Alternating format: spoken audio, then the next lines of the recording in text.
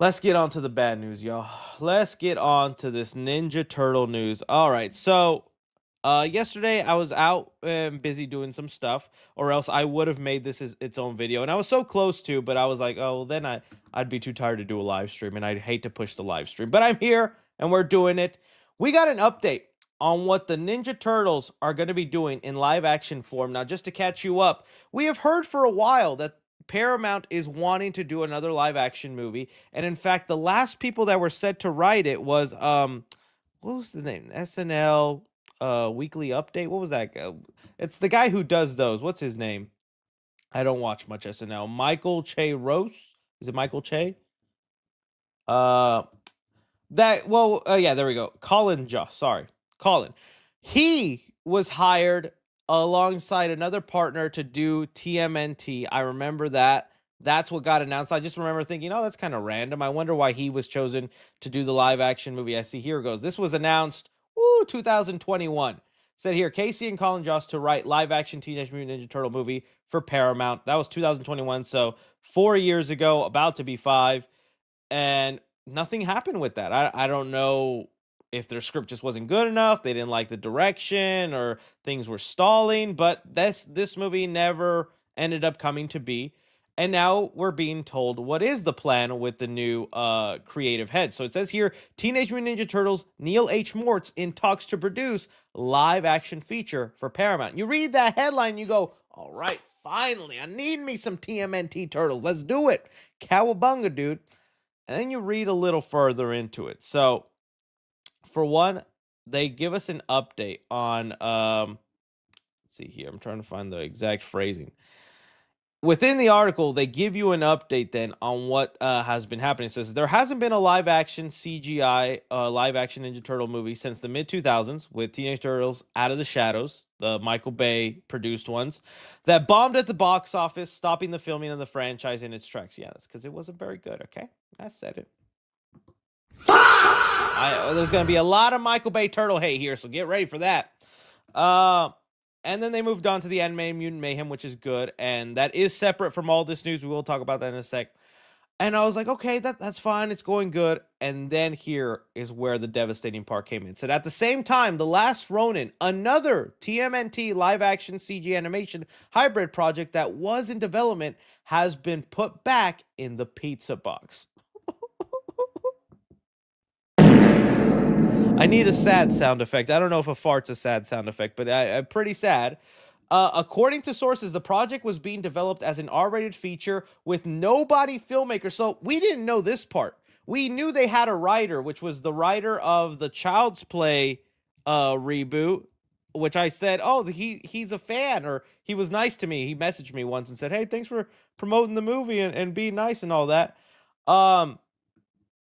He was in charge to write it, and then we just heard no updates. We did not know they had a director in mind, and they have the director of Nobody. This is the Bob Odenkirk action movie that is actually pretty enjoyable. That makes you go, oh, that could have been something fun then, because I do like the action and the story and the way that was handled. That actually could have been pretty cool, knowing that he was the director behind it. But the reason they canceled it or stopped it, the new regime wasn't keen on having the first non-animated movie in 10 years be a bloody, adult, skewing story. One sider says the studio wants to leave the door open to possibly revisit it down the road. Okay, that is some good news right there. Because, you hear it's canceled and you're like, dang, that was our one chance. That was it for us. We're cooked. We're done. But they're saying here, look, the project was far along. We were probably going to start filming, casting, making this movie. But if we did that, our first live-action Ninja Turtle movie in over 10 years would be this adult horror story. Which, what's wrong with that? What's wrong with that? Like you have Mutant Mayhem, and you're saying you just don't want to skew away the family-friendly part of it. But it's like, Mutant Mayhem's still here. People love that. I really loved it. I'm excited for the sequel. So why can't that be the kid-friendly family version and this one be where the adults come and play, right? What's wrong with that? Honestly, I saw this coming since the day they announced it, guys. Nickelodeon are the owners of the Ninja Turtles. They own the rights. They're the ones that make all the shows and all the movies. It's their property. And I was just like, Nickelodeon approving an R-rated live action Ninja Turtle movie. I was like, what? What? I mean, we got the Disney Deadpool movie before Nickelodeon did this, right? Like, I didn't even think the Disney Deadpool movie would happen, but it did. So I always thought it was such a long shot because Nickelodeon's logo would still have to play in some format in front of this movie. And everybody like, oh, oh.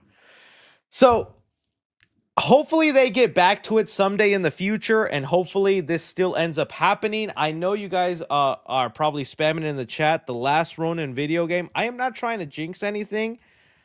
I'm fearing this one's next.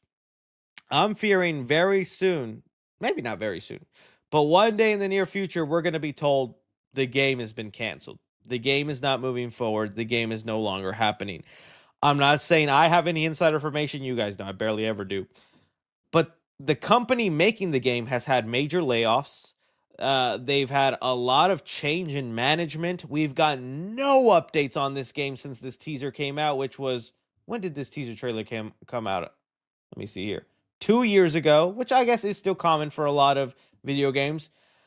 I don't know. To me, it feels like the Wonder Woman situation with that game, where it's like it got announced, you had a little mock trailer, it went silent for so long, and then the plug was pulled, right?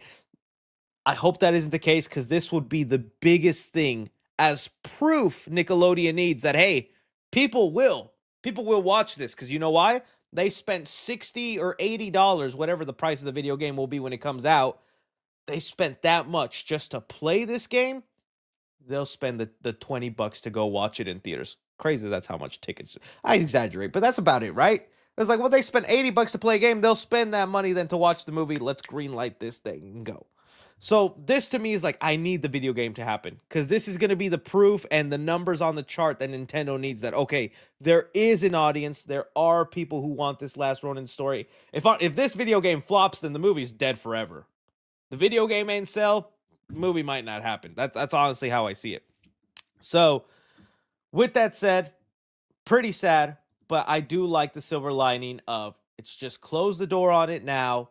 We'll get back to it after we go to our live action movie. So let's talk about this live action movie that they have planned because I have very mixed thoughts on this. So this is where they tell us the sequel to Mutant Mayhem is still happening. That hasn't changed. The animated movie's still in the works, going good.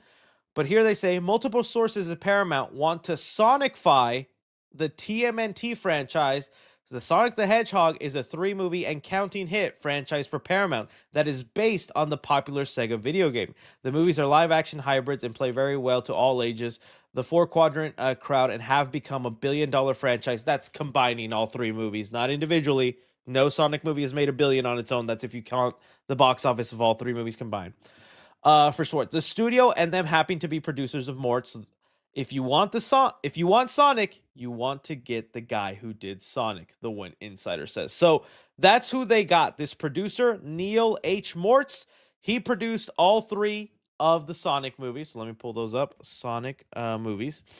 And also he produced most of the Fast and Furious movies. Like, might have been all of them. Okay. I have some thoughts about this. You guys know. Pretty big Sonic fan. I like the movies. But I am not gonna lie and say they were perfect from the beginning. We had that whole debacle with the design, and if that design stayed, I don't think we'd be at the 4th movie coming up like we are now. But even with the design fixed, the first Sonic movie's not all that perfect. It's enjoyable, it's a fun watch, but it just like barely, I think, made it as like a thumbs up movie.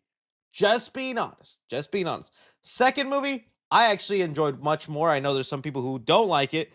But the second movie is where they finally like, okay, get this real world stuff behind and let's lean into the video gameisms. Let's lean into the things that fans can get excited about. And that's where I had a blast. And the third movie is the best one. So what I'm saying is each movie got progressively better. But we had to start at a point where it was mixed. It wasn't the best, and it was doing a lot of the stereotypical things that even the Ninja Turtles always suffer with.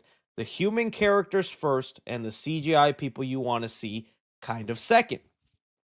Now, this is where I want to play a little devil's advocate and reverse my thought. Maybe instead of starting with what Sonic did at first, they're taking the steps in what Sonic is doing with like the third movie. Because you got to admit, by the third Sonic movie, it is human characters so little and CGI people so much more, right? There's so much more Sonic, so much Shadow, so much Tails, so much Knuckles. And then you have the human characters that tag along. But there is a night and day difference in the amount of time. I think if you apply that to a Ninja Turtle movie, that would make people very happy. Because as much as we'd like to say, oh, bring back physical suits, you know, do like the TMNT in the 90s, unfortunately, we're just past that point. And I think every Ninja Turtle movie that we have from now on is a CGI Ninja Turtle live action hybrid, right? They're not gonna go back to the guys in suits. As much as, trust me, I would love that. It's just unfortunately that time has passed, and it's only going to be CGI mocap people the way they did the what is it, the Michael Bay movies. Looking at those set photos, man, I'm just like, why are they so huge? Michael Bay set photos. Look at that. Here we go. This is what they be looking like. And then they mocapped, added all the CG work. That's Alan Richardson. That's Jack Reacher. So with that in mind, maybe they can learn those lessons from Sonic. Because I'll also say it. Sonic fine, calling something you want to Sonicify it, it doesn't give me that much hope. Especially because if I put aside the Sonic stuff, well, then the things I really have to look forward to as you as a producer is the Fast and Furious movies, which, yes, I am a fan of, but Fast and Furious and even the Sonic movies give me vibes that we are returning to the days of the Michael Bay movies. That's the vibe I'm thinking you're going to go with. It's the Michael Bay kind of era done again. And I know there are fans of it, and I don't completely hate these movies. I joke around, but they are one of my least favorite of the Ninja Turtle films. For a couple of reasons. I have a whole video talking about them, but for a lot of reasons, I would not like to go back to this era. I would like them to do something better. And just Fast and Furious and Sonic producer do not scream it'll be better. It screams more of the same. Just in my opinion. Okay, other things to discuss with this. For sure, when they get a director and writer, it'll definitely set the tone better because he's just a producer, but he has an idea of what they want them to be like. And if they're taking the Sonic movies as inspiration, well, yeah, but also the tone works because Jim Carrey's there. You're gonna make Jim Carrey Shredder in this? Okay, fine. Make Jim Carrey Shredder. You already had a white dude as Shredder in the second movie. Oh, they actually changed that in the edit? The white dude was supposed to be Shredder. We all know. It's so funny, too, because looking back at these Michael Bay movies, they were also plagued with fan backlash that caused them to change the movie. Don't forget, the first Michael Bay movie of this one, they were going to make the Turtles aliens. They were going to be creatures from outer space that crash landed. So much fan backlash, they changed that and went back to the Ooze story. Second movie, I'm telling you, there was a guy in there, I forget his name, but he was supposed to be Shredder. And they're like, you can't make a white dude Shredder. Shredder, not a white dude. And so they changed that up. And I'm like, dude, now it explains why the Sonic movies are taking inspiration from the Ninja Turtles. They were the original fan backlash changing movies. Okay. Other controversial things, because I know I kind of been hating a little bit. I know some people are going to bring up like this TMNT commercial, right? TMNT commercial where I love this design. Not this one. What the heck? That's just Raph in a towel. What's under that towel? We went too long without a soundbite, so I had to throw that in there. But no, there's this commercial going around. Is it the State Farm commercial? I'm trying to find where they have a CGI look to the turtles. Is it State Farm? State Farm Insurance? If you guys know what the commercial is, I can play it. It's this one, right? Or is the UK? Or is the UK commercial? Well, they get all the good stuff. Oi, I'm a Ninja Turtle. I don't go in the sewer. I am in the subway. What do they have? What is it called? I literally saw it. Okay, I'll just type in TMNT commercial because I saw it on X as well. I've seen the commercial before, but I can never find it on YouTube. Okay, there we go. I think it's this one. There, perfect. Okay. All right. So once this started coming, and with every Ninja Turtle iteration, we got to have a new look, right? We have a new design. So then people brought back up this commercial that was done. Was like they spent a lot of good money on this. Hopefully, this doesn't play. But it looks like Donnie going to the rescue to help. And these effects are great, dude. A whole movie like this, I would be so happy. I'd pay money 10 times over. A whole trilogy like this, yes, give it to me. Especially because this design is obviously taking inspiration from the 90s Turtles, even the cartoons, the earlier cartoons. All good. With that said, I don't think this should be the design in the live action movies. I don't think they should do a heightened version of a design that's already happened. This is shocking because I didn't think this like a couple years ago, but now I've come to realize we have had several versions of the Teenage Mutant Ninja Turtles over the years that now it's not even looked at as a cash grab, a money grab, or anything like that. It's just understood the Ninja Turtles are going to be rebooted, whether in movie, cartoon, animated form, every couple of years. I mean, just look at this timeline of different cartoon characters and iterations. And it becomes now where there is a version of the Turtles for every generation. All right. The 6, 7 generation, those kids, it's the Mutant Mayhem movies. The Mutant Mayhem movies are their generation, right? For I don't know, what was the Planking kids or what the Vine kids? It was the Michael Bay era of movies. For me, it was the 90 movies. The 90 movies was my era of the Turtles. And so going into this next era where it's been over 10 years and now we're going to have a new generation, I think with that, you create a new style, you create a new look, and you give a distinct style for the new Turtles. And you don't just try to copy what's worked before to please the old generation. That's my stance on it. I know some people might not agree or think that, but I think if every reboot you just want to go back and do like a tweaked up version of old Turtles, I think that loses what the Ninja Turtles have become over the years. I mean, just look at how different a lot of these art styles are and how much it sticks with some people. So that's my stance on it. I can't wait to see what the new design is, what their new angle is, because even Mutant Mayhem has a new angle where they want to focus on the teenage aspect, which people thought that was like, "Oh, they're not even teenagers, they're preteens, they're little kids." And I'm like, but they're growing up as teenagers. And let me tell you, the Michael Bay movies, barely teenagers. Those dudes were on steroids and were full-grown scary creature men. I would like maybe the live action version to focus on the ninja, the teenage part of it. I've seen some people say, what if they actually cast teenage characters this time around? But again, that's already Mutant Mayhem's thing, so it'd have to be something different. So, you guys let me know. Again, devastated about The Last Ronin, but holding out hope that'll come back. I'm curious about this, just worried about the tone. Because I like Sonic, but I like Ninja Turtle more.